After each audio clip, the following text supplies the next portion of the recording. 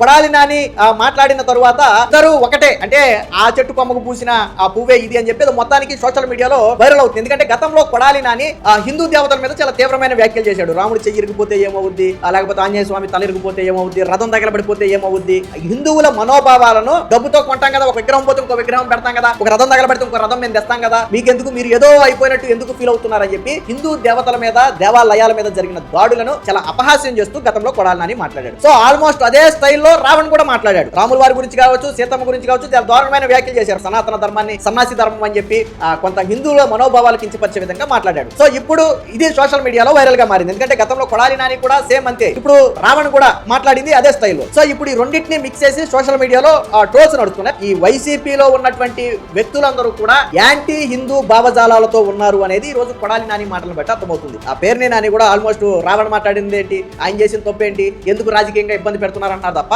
రావణ్ మాట్లాడిన మాటలన్నీ సోషల్ మీడియాలో వైరల్ అవుతున్నాయి. కానీ ఇవేమీ వీళ్ళకి కనపడాల. ప్రతిసారి మీడియా ముందుకు రావడం, రావణ్ చేసిన తప్పేంటని అడగడం, చేసిన తప్పేంటి అనేది కళ్ళ ముందు కనపడుతుంది, కోర్టులకు కనపడుతుంది, కానీ వీళ్ళకి మాత్రం కనపట్ల.